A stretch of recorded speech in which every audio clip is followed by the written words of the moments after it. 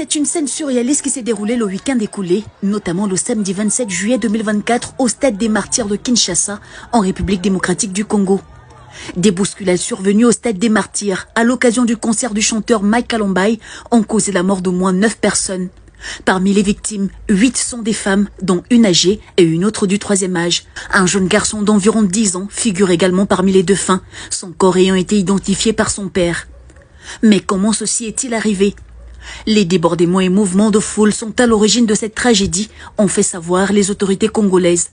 Dans un communiqué officiel, le gouverneur de la ville de Kinshasa a exprimé sa profonde tristesse et a annoncé qu'une enquête est en cours pour déterminer les responsabilités et prévenir toute récurrence de ce type d'incident. Les victimes ont été transportées déjà mortes à la clinique Viana.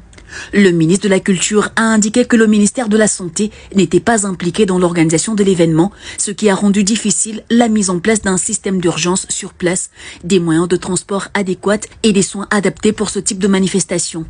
7 corps se trouvent à la clinique Viana. Les 2 autres ont été transportés dans une autre structure sanitaire de Kinshasa.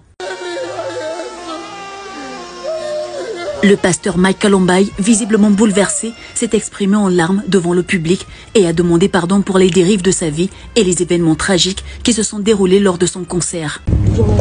Sur l'instruction de la première ministre, il y avait également la présence du ministre de la Justice, le ministre d'État, le ministre de la Santé, la ministre des Affaires sociales.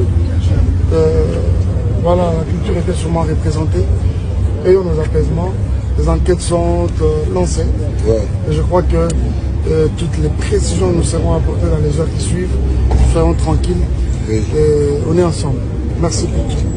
Ce drame laisse un goût amer et suscite une onde de choc parmi les spectateurs et la communauté chrétienne en République démocratique du Congo.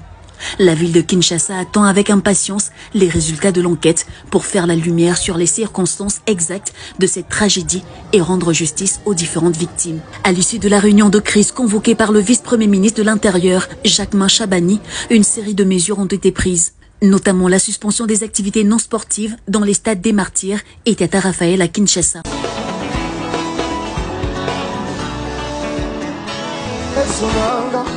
Est-ce